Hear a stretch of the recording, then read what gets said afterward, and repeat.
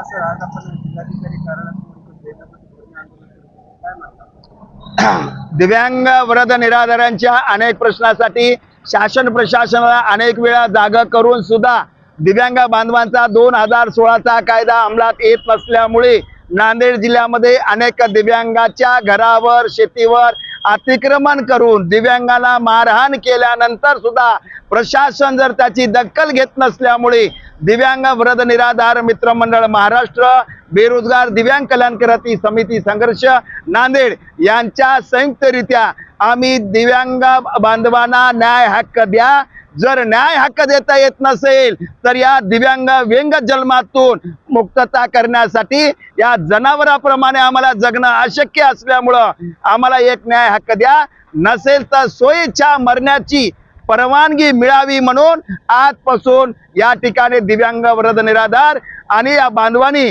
आंदोलनाला सुरुवात केलेली आहे। पहिला दिवस आमचा फुटपाथावर राहील। पहिल्या दिवशी जर आमच्या दिव्यांग वृद्ध निराधाराचा न्याय हक्क नाही मिळाल्यास दुसऱ्या दिवशी आम्ही गेटवर जाऊन या प्रशासन आणि शासनाच्या विरोधात बोंबमारो आंदोलन करून या कुंभकर्ण शासनाला आम्ही जाग करू।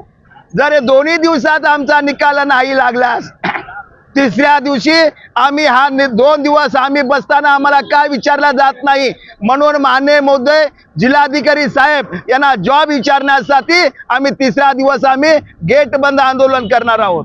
आणि तिसऱ्या दिवशी जर आमचा प्रश्न नाही सुटल्यास तर आम्ही चौथ्या दिवशी आम्ही या ठिकाणी दिव्यांग बांधवांनी या अर्धनग्न आंदोलन करणार आहोत।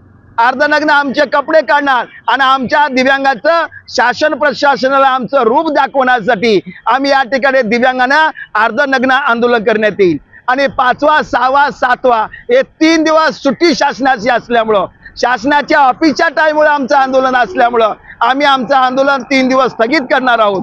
आणि 17 तारखेला या शासनाने मराठवाडा मुक्ती संग्राम केला पण आमच्या दिव्यांगाला आमची मुक्ती संग्राम झालेली नाही, आम्हाला न्याय हक्क मिळाला नाही म्हणून आम्ही या शासनाच्या तिजोरीत रक्कम नसल्यामुळं आम्हाला काही मिळत नाही म्हणून आम्ही भीक मागो आंदोलन करून शासनाच्या तिजोरीमध्ये रक्कम भरण्यासाठी आम्ही भीक मागो आंदोलन करणार।